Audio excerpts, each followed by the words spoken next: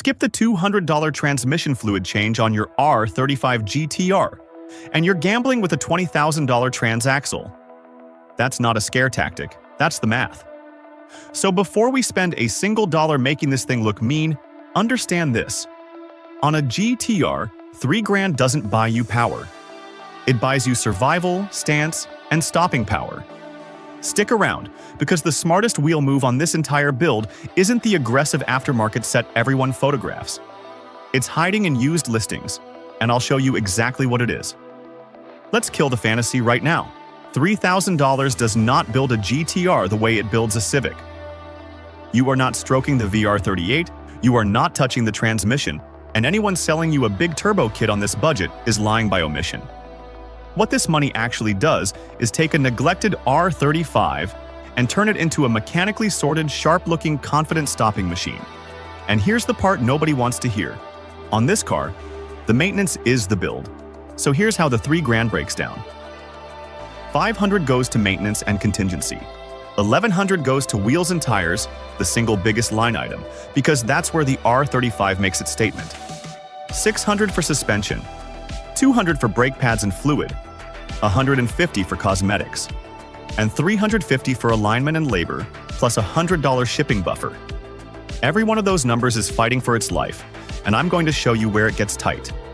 Maintenance comes first, and I don't care how badly you want the wheels. Start with the GR6 Transaxle fluid. Nissan wants it changed every 15 to 20,000 miles, and most used examples show up with 40,000 plus miles on the original fluid. Use Motul gear 300-75W90, about 3.5 to 4 liters, roughly 90 to 120 bucks in fluid. This keeps a $15,000 transmission alive. Neglect it, and you're staring at an $8,000 to $20,000 rebuild. That is the single most expensive mistake in GT-R ownership, full stop. Next, front and rear diff fluid. The GT-R runs 2 differentials, both hungry for Motul 300 LS75W90, about 80 to 90 bucks total. This is what keeps the Atessa torque vectoring system responding correctly. Then spark plugs, NGK iridiums, part number BCPR7ES11, $70 to $110 for a set of 6. Sounds cheap, but the plugs on one bank live under the intake plenum, so at a shop this is a 6 to 10 hour job that runs $600 to $1,500 in labor. A misfire at boost on a VR38 isn't a check engine light. It's an engine event. Round out maintenance with a coolant inspection. Those radiator end tanks crack on high-mileage cars, and fresh brake fluid. AT Type 200, 20 to 28 bucks, with a 500 to 36-degree dry boiling point that's plenty for spirited street driving. If you're doing this all yourself, the maintenance total lands between $400 and $700. At a shop? $1,200 to $2,000. That's why this build assumes you can turn your own wrenches, because paying shop labor eats the whole project alive. Now the fun part, wheels. From the factory, the R35 runs a staggered setup, 255/40 R20 up front, 285/35 R20 out back, on 20x9.5 front and 20x10.5 rear. Keep those tire sizes. The Atessa all-wheel drive system is calibrated around them, and messing with rolling diameter is asking for driveline drama. The budget favorite aftermarket set is the Audhian DS07 or DS08, $700 to $900 for 4 in the right staggered sizing. They look aggressive in photos, but here's the honest catch. Cast construction means they weigh 24 to 28 pounds each, heavier than the OEM Rays forged wheels. And this is the move I promised you. The smartest wheel choice isn't buying new. It's hunting down used OEM Rays. Forged wheels for $600 to $900 a set. They're lighter than the Aodins, they're forged, and they're perfectly sized. Pair them with new budget tier tires, and you've got a better setup than most people building this platform. If you want to go lighter and more track-focused, the NKR PF1 and 20-inch runs $200 to $250 a corner. Audin wins on looks, NK wins on unsprung weight. Pick your priority. Before you buy any wheel for this car, do your homework, because the R35 is brutally fitment sensitive. Those wide haunches and tight rear suspension geometry punish the wrong offset. Stay in the +20 to +35 range, on 20-inch wheels unless you're rolling or pulling fenders. Go too aggressive on poke, and you'll rub at full lock and stress your CV axles. This is exactly where threepiece.us earns its keep. Search R35 GT-R and you'll see dozens of real owner builds with exact offsets, widths, and notes on rubbing. Validate your setup there before you spend a dime. Tires are where the budget screams. A full set of new 20-inch staggered performance rubber runs $700 to $1,000 alone before mounting. Falcon Asinus RT660s land around $780 to $940 a set. That blows the $1,100 allocation to pieces when you add wheels. So play smart, chase Takeoff Michelin Pilot Sport, 4S or Continental Extreme Contact Sport Aero 2 sets that track guys dump for $150 to $300.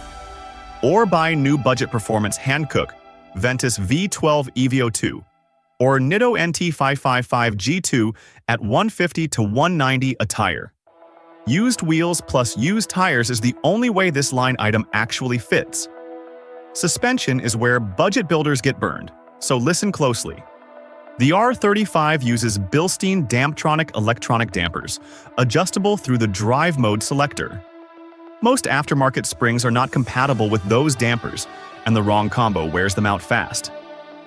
The clean answer is full coilovers, but entry-level BC Racing, Teen, or Megan sets run $1,200 to $2,000, way outside our $600. So for this build, Teen S.Tech springs on the OEM dampers, $350 to $450 a set, giving you 0.8 inches front and 1 inch rear of drop. That kills the wheel gap, which is the R35's ugliest stock feature. But here's the honest downside I won't hide from you. Running S.Tech springs on OEM DampTronic. Shocks changes how those electronic modes behave. Comfort mode gets stiffer, the whole car firms up, and some owners report premature shock wear at 15,000 miles while others run it clean past 30. That's a real gamble, and if you can't stomach it, save up for proper coilovers instead. Whatever's left of the suspension budget, around $150 to $200, goes to sway bar end links, which wear out on high-mileage cars. Brakes. Good news, the OEM Brembos on the R35 are genuinely excellent and are not your weak point. You don't need a big brake kit, you need better pads and fresh fluid. Hawk horsepower or EBC yellow stuff up front, $80 to $120. Hawk horsepower in the rear for $60 to $80. The horsepower is quieter and conservative. The yellow stuff bites harder. Add model RBF 6060 fluid, $30 to $35 with a 617-degree dry boiling point. Total, about $170 to $210. And do not cheap out on front pads. They do most of the work and hard compounds will glaze your expensive rotors. That leaves $150 for cosmetics and $350 for alignment. On cosmetics, window tint gives the biggest visual bang, 20% rear, 35% fronts. Or go DIY with gloss black vinyl on trim and smoked light film for $40 to $80. On alignment, this is mandatory after lowering, not optional. Aim for -1 to 1.5 degrees camber up front, 1.5 to 2 out back. And take it to an R35 specialist, not a general tire shop, because the electronic steering and suspension needs someone who actually knows this platform. Now the mistakes that torch budgets. 1. No-name coilovers from the ultra-cheap brands. The R35 weighs 3,800 pounds and makes serious all-wheel drive torque, and a $400 set wears out fast and can damage your electronics. 2. Skipping that transaxle fluid which we already covered. 3. Wrong offset wheels. And 4. Trying to sneak in a tune. A tune on a stock GT-R without upgraded fuel, intercoolers, and cooling pushes the engine into dangerous territory. At this budget, there is zero room for it, so don't.